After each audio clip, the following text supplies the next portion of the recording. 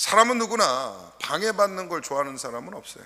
자기 계획대로 내가 연구하고 구상하고 내가 의도적으로 끌고 가는 그 모든 계획대로 진행하는 것을 원합니다. 그래서 방해받는 것을 매우 싫어하고 거기에 예민해지죠. 뭐 아주 작은 방해들은 있어요.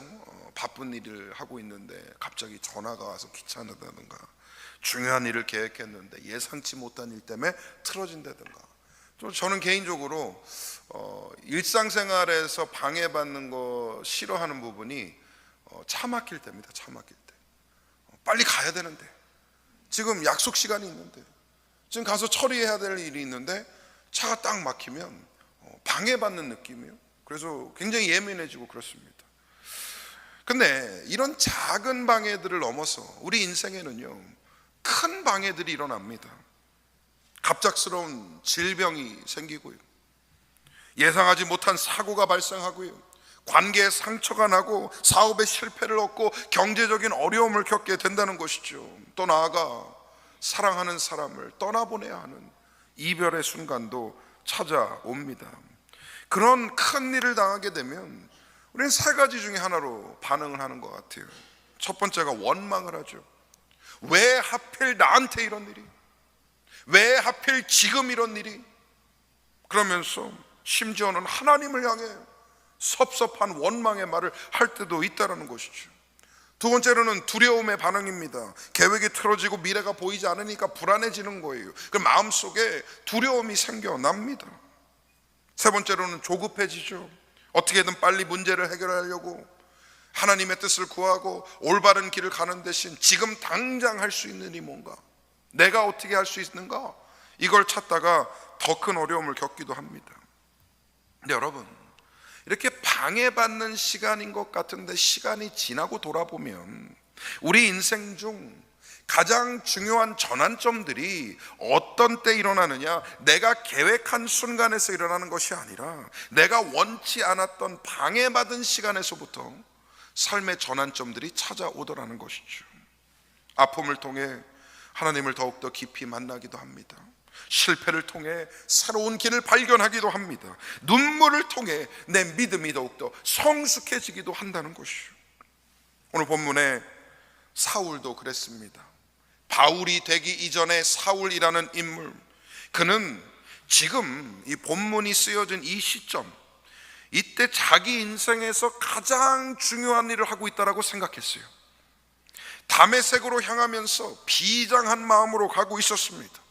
대제사장으로부터 받은 공문을 손에 쥐고 예수 믿는 사람들을 체포하기 위하여 분명한 계획과 열정을 가지고 길을 떠났던 것입니다. 사울은요, 그날 자신의 계획이 완벽하게 진행될 것이라고 생각하고 갔어요.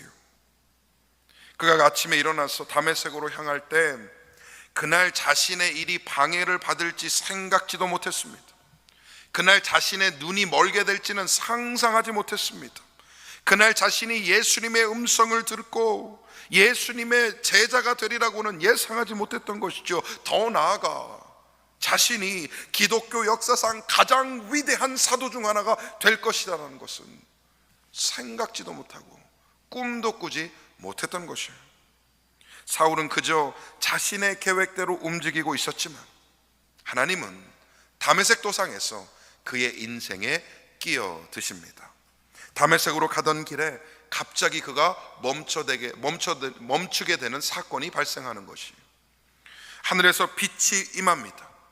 그가 땅에 엎드려졌습니다. 그의 발걸음은 멈추었고 그의 계획은 중단되었습니다. 그의 의도는 모두 무너진 것 같이 보였지만 그날 사울의 인생이 망가진 것이 아니라 사울의 인생이 새롭게 시작되었습니다. 실패처럼 보이지만 아니죠. 놀라운 은혜와 복을 경험하게 된 것입니다. 그날은 그 인생에 개입하신 하나님의 가장 은혜로운, 그리고 하나님의 가장 위대한 부르심의 순간이 되었습니다. 사울은 자신의 계획이 방해받았다라고 생각했을지 모르지만 하나님은 그를 새로운 사명으로 부르셨던 것입니다. 오늘날 우리의 인생에도 여러 가지 방해의 일들이 찾아옵니다. 하지만 믿음의 눈을 들어 하나님의 시선으로 그것을 바라볼 때에 어떠한 우연도 없고 어떠한 불행도 없는 줄 믿습니다. 여러분의 삶 가운데 일어나는 모든 일들 가운데 우연은 없는 줄 믿습니다. 우연이 없다라고 믿으면 무엇을 믿게 되는 거예요? 필연이다라고 보는 것이죠. 하나님의 역사하심 가운데에 운명이다라고 보는 거예요. 하나님께서 우리를 더욱더 좋은 길로 인도하시기 위해 개입하시는 은혜의 순간이 될 수 있습니다. 오늘 본문을 통해 하나님은 우리 인생을 방해하시는 분이 아니라 우리의 인생을 개입하시사 역사를 이루시는 분임을 다시 한번 깨닫고 말씀 가운데 은혜를 나누기를 소망합니다. 첫 번째로 볼 것은 나에겐 방해 같지만 하나님께는 개입입니다. 사울이 대제사장을 찾아가요. 여러 제사장들이 있고 그 맨 꼭대기에 한 명의 대제사장이 있습니다. 유대교 사회의 가장 우두머리에 있는 사람이죠. 권위도 그에서부터 나오고 능력도 그에게부터 나오고 모든 일에 대한 허락과 허용이 다 그로부터 나오는 거예요. 그 대제사장으로부터 공문을 하나 받아듭니다. 그리고 의기양양하게 길을 떠나는 거예요. 이 공문의 내용은 말씀에도 나오고 우리가 추측하기 어렵지 않죠. 무슨 내용이겠습니까? 예수 믿는 사람은 누구든 잡을 수 있는 그런 권한을 이 사울에게 부여한다. 그리고 각 지역에 있는 모든 유대교 회당들은 이 사울이 필요로 하는 모든 것들을 제공해라, 협조해라, 도와라 라고 하는 공문이겠죠. 그 편지를 들고 기세등등하게 다메섹으로 가는 거예요. 뭐 하러 갑니까? 예수 믿는 사람들 잡으려고. 사실은 이 사울이요, 자기가 하고 있는 일을 하나님을 위해 하고 있다고 굳게 믿었던 것 같아요. 그리고 공익에 필요한 일을 한다라고 생각했습니다. 스스로의 의가 강한 사람이었고 그 의에 합당한 일이라면 무엇이든 할 수 있는 그런 사람이었죠. 이 이스라엘 사회 가운데에 예수라는 사람이 등장해갖고 추종자들이 많이 늘어나는데, 질서를 어지럽히고 이 유대교 가치관을 흔들고 특히 아버지 하나님 여호와 하나님의 이름을 불경스럽게 한다라고 사회의 혼란을 일으킨다라고 생각하고 사울이 거기에 대한 정의를 실현하기 위해 예수 믿는 사람들을 잡아야겠다라는 생각으로 가는 거예요. 그런데 그 길을 하나님이 막으십니다. 그가 가던 걸음을 멈추게 하시는 거예요. 본문 3절이 말씀합니다. 본문 3절 말씀입니다. 사울이 길을 가다가 다메섹에 가까이 이르더니 호련히 하늘로부터 빛이 그를 둘러 비추는지라. 아멘. 길을 열심히 가고 있는데 강한 빛이 임하는 거예요. 뭔가 심상치 않은 것이죠. 사울이 순간 알았어요. 이거는 하나님의 임재가 이곳에 임하는구나. 강한 빛이 내려지고 거기서부터 하나님이 느껴지니까 자연스럽게 사울이 어떻게 합니까? 땅에 엎드리는 거예요. 땅에 엎드리면서 그 순간 기대했을지 모르겠어요. 하나님의 음성이 내려오겠지. 하나님의 음성이 들리면 나를 칭찬해 주시겠지. 내가 하고 있는 일, 내가 계획하는 이 일들을 하나님께서 다시 한번 확인해 주시겠지. 그런 생각으로 엎드렸는지 모르겠어요. 그런데 전혀 다른 얘기를 듣는 거예요. 생각해 보세요. 사울의 입장에서는 얼마나 황당했겠습니까? 당황스러웠겠습니까? 아니 속으로 이런 생각이 들었을지 모르겠어요. 하나님 왜 나를 막으십니까? 하나님 왜 그러십니까? 왜 내 계획을 중단시키십니까? 하지만 하나님은 이미 사울의 계획보다 훨씬 더 크고 놀라우신 계획을 품고 계셨던 것이에요. 우리가 종종 하나님의 침묵을 외면으로 오해할 때가 있습니다. 하나님이 침묵하시는 것처럼 느껴지니까 나를 외면하신다라고 생각하는 거죠. 그리고 더 나아가 하나님의 개입을 방해다라고 오해할 때가 있어요. 하나님이 못 가게 막으시는데 그거를 내가 방해받았다라고 여기는 거예요. 하나님이 더 이상 못하게 막으시는데 내 삶이 방해받았다라고 여기는 겁니다. 여러분 요셉의 인생도 그렇지 않습니까? 형들에게 팔려서 애굽으로 팔려나갈 생각을 누가 했겠어요? 그의 인생에도 계획이 있었을 것이고 꿈이 있었을 것인데 방해받았다라고 보였습니다. 감옥에 갇힌 건 어떻습니까? 그것도 방해였죠. 그런데 하나님이 그 모든 일련의 과정을 통하여서 그를 애굽의 총리로 만들어내시는 거예요. 한 사람 성공시키려고? 한 사람 총리 대신 시키려고? 아니죠. 그 궁극적인 이유와 목적은 어디에 있습니까? 이스라엘의 가문, 야곱의 가문을 보존하시기 위해서. 그들을 고센 땅에 정착시키고 나중에 그들이 12지파가 되고 이스라엘 민족이 되게끔 하시려고 요셉을 사용하신 거였죠. 하나님의 개입이었습니다. 모세도 마찬가지예요. 광야에서 40년을 보냈습니다. 시간 낭비한 것처럼 보였지만 하나님은 그 시간을 통하여 지도자를 세우고 계셨고 만들어내고 계셨습니다. 요나가 니느웨로 가라라는 하나님의 말씀에 거절하면서 다시스로 도망을 가요. 그도 계획이 있었던 거죠. 글로 도망가서 조용히 살아야겠다. 하지만 큰 물고기 뱃속에 들어가게 됩니다. 그의 인생은 중단된 것처럼 보이고 그의 계획은 방해된 것처럼 보였지만 결국 그것은 하나님의 계획이었고 개입이었으며 니느웨를 회복시키고자 하시는 하나님의 역사의 한 도구였습니다. 저와 여러분도 마찬가지입니다. 계획된 일이 수틀릴 수 있어요. 갑자기 생업을 잃을 수도 있고요, 건강에 문제가 생길 수도 있고요, 인간관계가 무너질 수도 있습니다. 그런 일이 벌어지면 우리 마음속에 비록 표현하고 대놓고 말은 안 하지만 하나님을 원망하는 마음이 들잖아요. 하나님 왜 나한테 이러십니까?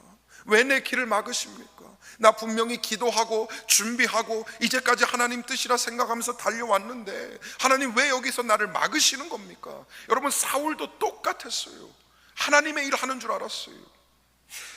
놀라운 부르심에 사명감을 가지고 간다 생각했습니다. 심지어 대제사장의 공문을 들고 이 일은 정당하다라고 믿고 갔던 것이죠. 그러나 그 막으시고 멈추게 하시고 개입하시는 순간이 있기 때문에 우리의 삶이 전환되고 새로운 길이 열리고 은혜의 역사가 펼쳐지는 것입니다. 시간이 지나 훗날 되돌아보면 여러분 분명히 고백하실 겁니다. 그때 하나님이 나를 붙드셨던 거구나. 그 일이 있었기 때문에 내가 여기까지 온 거구나. 하나님께서 은혜 가운데 나를 멈추신 것이었구나, 다른 길로 보내신 것이었구나 깨닫게 될 줄 믿습니다. 하나님은 절대로 우리 인생에 무관심한 분이 아니세요. 지금도 나의 옆에서 가까이서 동행하시며 나를 사랑하시고 가장 선한 길로 인도하시기를 원하십니다. 우리가 그 사실을 믿는다면 우리 삶에 우연은 없고 우리 삶에 그냥 일어나는 일은 없다라고 알게 되는 것이죠. 그래서 우리가 하나님의 손길에 의지하기 시작하면 이제 하나님이 선한 길로 인도하시는 거예요. 그 길로 가다 망치게 될까봐, 그 길로 나가다가 다치게 될까봐, 돌이킬 수 없는 결과가 있을까봐 하나님께서 미리 우리를 붙드시고 선한 길로 인도하십니다. 내가 보기에 그것은 방해 같지만 하나님께서는 주권적인 역사하심으로 우리 삶에 개입하시는 줄 믿습니다. 그러니 하나님의 개입을 두려워하지 말기를 바랍니다. 끝내 선을 이루실 하나님의 능력을 의지하시고 지금은 망가지고 멈춰지는 것 같은 그 삶의 장애물들을 다시 한번 해석해내시기를 바랍니다. 하나님께서 여전히 나를 이끄시고 나를 붙드시고 계신다는 사실을 믿어 의심치 않는 신실한 주의 백성들 다 되시기를 간절히 소망합니다. 두 번째로, 하나님의 개입은 무너뜨림이 아니라 깨뜨림입니다. 8절 말씀을 함께 보겠습니다. 사울이 땅에서 일어나 눈은 떴으나 아무것도 보지 못하고 사람의 손에 끌려 다메섹으로 들어가서 다메섹 도상에서 하나님을 만나요. 그리고 하나님의 음성을 들은 사울에게 끔찍한 일이 벌어집니다. 뭡니까? 눈이 멀게 된 것이죠. 아마도 이날부터 바울은 죽을 때까지 평생 눈 문제를 안고 살았어요. 그가 이 육체의 가시다라고 표현을 했던, 너무나 괴로워서 고통스러워서 하나님께 3번이나 이것을 없애달라고 요청하고 기도했을 만큼 괴로워했던 문제, 그 안질, 눈의 문제, 때로는 너무 불편해서 편지 쓰는 것조차 힘들어서 내가 큰 글자로 쓰노라 하면서 괴로워했던 그 문제, 많은 학자들이요, 그 앉을 문제가 이날 시작됐을 거다라고 추정합니다. 다메섹 도상에서 강한 빛을 받고 눈을 일시적으로 잃었던, 실명했던 그 문제 때문에 평생 이 문제를 안고 살았다라고 보는 것이죠. 왜 하나님은 사울의 눈을 멀게 하셨을까요? 지금까지 그가 잘못 보고 잘못 가고 있었기 때문이에요. 자신이 옳다라고 생각했죠. 자신이 하나님의 편이라 생각했습니다. 더 나아가 하나님은 내 편이다라고 여겼어요. 진리를 위해, 선을 위해 정당한 싸움을 싸우고 있다라고 생각했어요. 그래서 그의 시선이 다메섹으로 향하여 그곳으로 달려나가고 있었던 것이죠.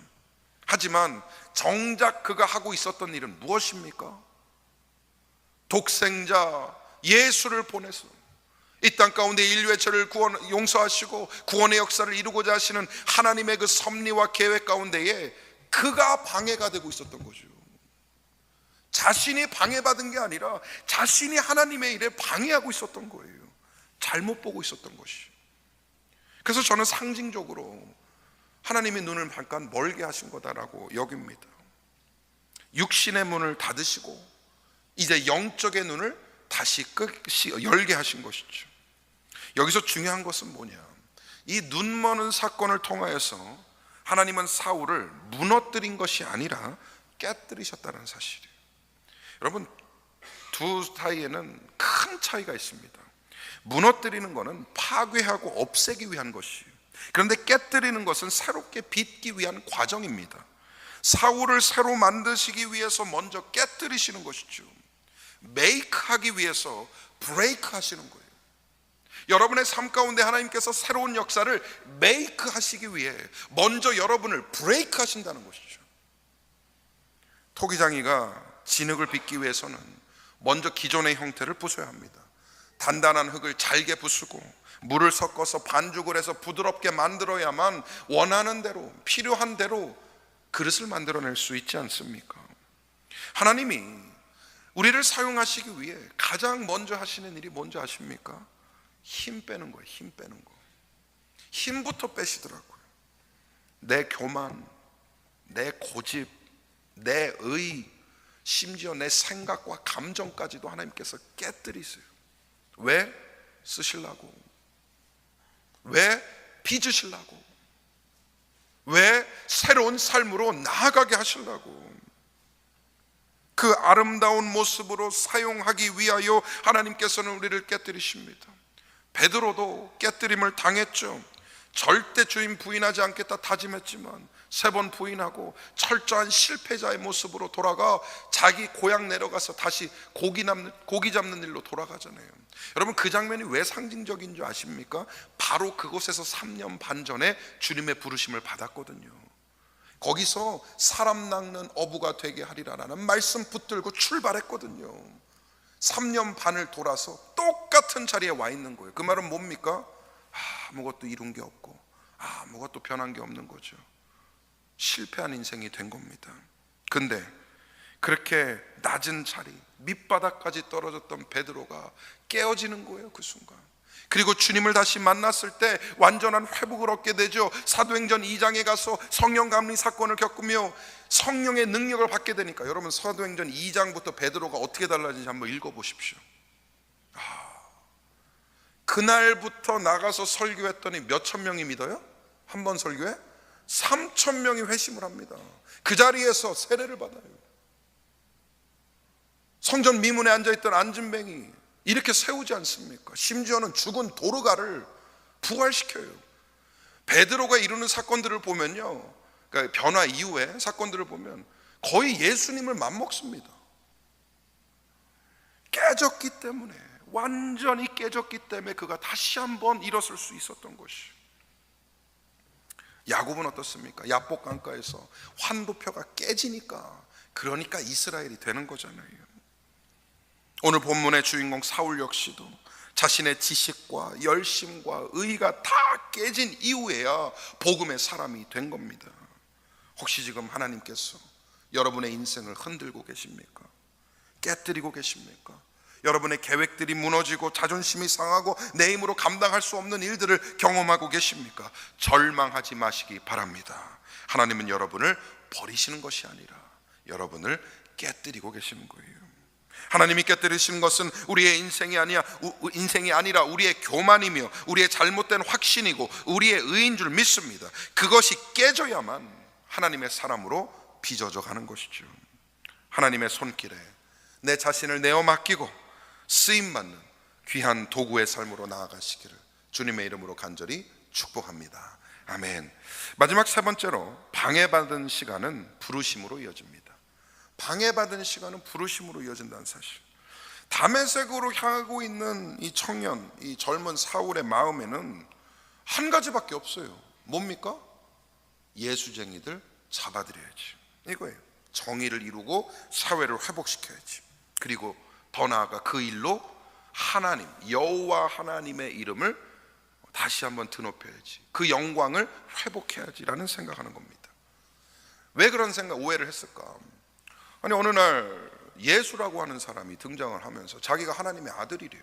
그러면서 뭐 현란한 기적들을 일으키고 사람들이 거기에 혹합니다. 그러니까 이 율법쟁이였던 사울의 입장에서는 이게 뭐 신성모독인 거예요. 신성모독. 어떻게 인간이 하나님의 아들이라고 스스로를 선포하고, 그것도 뻔히 나사렛이라는 동네에서 목수아들로 태어난 거 다 아는데. 그러니까 사울은 이 예수라는 이름이 굉장히 불편한 것이고, 이 예수를 따르는 사람들은 정말로 불의하고 이 사회에서 없어져야 되는 존재라고 여기는 거예요. 그래서 그렇게 강한 신념을 가지고 예수쟁이들 잡겠다라고 나선 겁니다. 그런데 그 길에 하늘에서 갑자기 비춰지면서 음성이 들리는데, 그가 예상하지 못한 음성이 들리는 겁니다. 뭐라고 하시죠? 본문 4절입니다. 한번 같이 읽어볼까요? 시작. 땅에 엎드러져 들음에 소리가 있어 이르시되 사울아 사울아 내가 어찌하여 나를 박해하느냐 하시거늘. 사울이 전혀 예상하지 못한 얘기예요. 어찌하여 나를 박해하느냐. 자기는 그 빛이 임하고 하늘에서 음성이 들릴 때까지만 해도 하나님이 자기 칭찬하고 힘주시고 너 가서 열심히 해라, 내 이름을 회복해라, 모든 영광을 나에게 돌려라라고 하실 줄 알았나 봐요. 전혀 다른 얘기가 나오니까 그 다음 5절에 뭐라고 그러냐면, 당황한 나머지 주여 누구십니까? 라고 물어요. 사울이. 분명히 내가 아는 하나님은 이렇게 말씀 안 하실 텐데 도대체 누구지라는 생각을 하는 겁니다. 그 정도로 당황스러운 그 상황 가운데에 주님이 사울에게 말씀을 하시는데, 우리가 한 가지 좀 이해할 한 가지가 있어요. 전혀 사울을 정죄하지 아니하세요. 너 왜 그래 나한테? 너 그러다 큰일 나. 너 벌 받을 거야. 이런 책망하지 않으세요. 오히려 사울아 사울아 이름을 2번 부르십니다. 여러분, 성경에서 이름을 2번 부르는 사건이 발생하면 많은 경우 특별한 부르심으로 연결이 됩니다. 아브라함아 아브라함아, 모세야 모세야 2번 부르셨어요. 사무엘아 사무엘아 또 2번 부르셨어요. 그리고 오늘 사울아 사울아 2번 부르시는 겁니다. 그러면서 이 부르심 끝에 주님이 이루시는 역사는 무엇이냐? 주님을 박해하던 사람을 사도로 부르시는 거예요. 얼마나 놀라운 은혜입니까? 여러분, 다메섹으로 가던 길은 전적으로 사울의 계획이었습니다. 하지만 다메섹 사건 이후의 삶은 전적으로 하나님의 계획이 되었습니다. 그는 예수 믿는 사람들을 잡으러 갔지만 오히려 예수 믿는 사람이 되어 돌아왔어요. 교회를 무너뜨리려고 했지만 이제는 그가 교회를 세우는 사람이 된 것입니다. 사람을 감옥에 가두려 했지만 복음을 위해 스스로 감옥에 갇히는 존재가 된 것이죠. 이 모든 변화와 이 모든 삶의 역사가 어디서 시작됐느냐? 그 방해받던 그 순간에서 시작된 겁니다. 하나님은 우리의 인생의 중단을 통해 새로운 부르심을 시작하십니다. 모세도 아무것도 없는 광야, 거기서부터 부르심을 받았어요. 엘리사는 어떻습니까? 밭 갈다가 부르심 받았어요. 베드로는 실패의 자리에서 부르심 받았고요. 마태는 셀이라는 그 불명예의 자리에서부터 부르심을 받았던 거예요. 하나님의 부르심이 이처럼 우리의 예상 밖에서 옵니다. 때로는 질병을 통해서, 때로는 실패를 통해서, 때로는 상실을 통해서, 때로는 아픔을 통해서 하나님의 부르심이 찾아옵니다. 그러니 지금 내 인생이 방해받고 있다라고 여겨지신다면 여러분 걱정하지 마세요. 그 시간 낭비되지 않습니다. 하나님께서 여러분의 인생을 새롭게 부르시는 중인지 모릅니다. 지금의 멈춤이 끝이 아니라 새로운 시작이 될 수 있음을 믿으시고 하나님의 전능하신 손에 의지하시기를 바랍니다. 지금의 방해가 하나님의 부르심으로 이어질 수 있어요. 우리가 해야 할 일은 무엇입니까? 기도 가운데에, 믿음 가운데에 그 부르심을 분별해 내는 것이고 그 부르심에 겸손히 순종하는 것이죠. 주님의 부르심 앞에 순종과 섬김의 삶을 살으시기를 바랍니다. 이번에 우리가 한 주 동안 나바오 단기 선교를 다녀왔는데 그건 역시도 하나님의 부르심과 또 인도하심에 대한 순종의 과정이었다라고 생각을 합니다. 너무 감사하게도 여러분 33명의 대원이 갔어요. 차가 8대가 움직였습니다.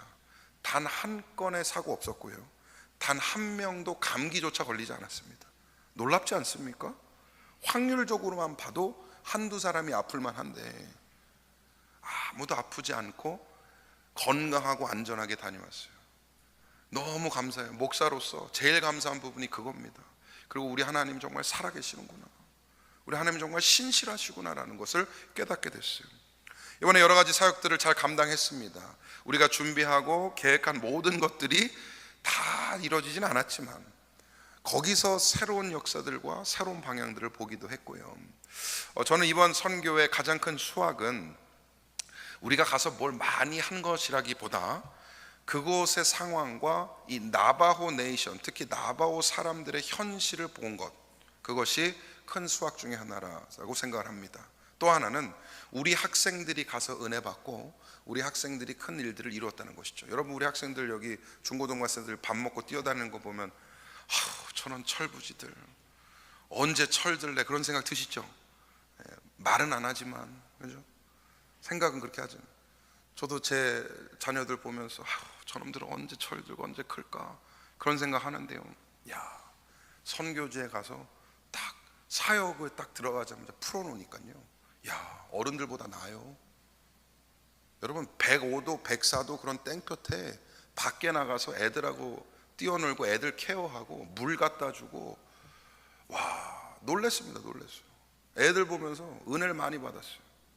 제가 이번에 이제 사역, 이렇게 여러 가지 사역들을 진행하면서 여러 가지 생각을 했지만 정말 마음에 한 가지 남는 사건이 있다면, 이제 교육팀하고 이제 그 나바오 학생들을 가르치는, 아이들을 가르치는 이제 사역을 매일 진행했는데 선생님들하고 얘기를 하다가 그런 얘기를 듣게 됐어요. 여러 가지 얘기를 들었는데 1학년짜리가 글을 못 읽는데요. 초등학교 1학년이 음절이 2개, 3개로 넘어가는 순간 단어 조합을 못하고 읽지를 못한다는 거예요. 충격을 받았어요. 1학년인데 글을 못 읽어. 그리고 어떤 선생님이 학생들한테 물어봤대요. 나중에 커서 뭐가 되고 싶으니? 그랬더니 답을 못 하더래요. 뭐가 되고 싶은지 생각이 없더래요. 그래서 겨우 한 얘기가 엄마처럼 될래요, 할머니처럼 될래요 였대요. 마음이 좀 무거워졌습니다. 그런데 다른 선생님이 학생들에게 이런 질문을 했대요. 지금 이 세상에 어디든 좋으니까 여러분들 가고 싶은 곳이 있다면, 갈 수 있다면 어디를 가고 싶습니까? 라고 질문했대요. 그런데요, 애들이 가고 싶은 데가 없더래요. 어떤 애는 집에 가고 싶어요 그랬대요. 그리고 이 아이의 대답이 저를 무너뜨렸습니다. 한 아이가 저는 월마트 가고 싶어요 그랬대요. 제가 처음에 웃었어요. 참 순진한 아이구나 그러면서 웃고 뒤돌아서 곰곰이 생각을 하는데 갑자기 막 눈물이 나는 거예요. 여러분, 걔들이 인터넷이 없습니까? 유튜브가 없습니까? 세상을 모릅니까? 디즈니랜드도 알고 유럽도 알고 좋은 데 많은 거 다 알아요. 그런데 감히 가볼 생각도 못 하는 거예요. 그리고 20분 떨어져 있는 시내에 겨우 월마트 가고 싶어 하는 거예요. 나중에 커서 월마트에서 일하는 게 꿈이래요.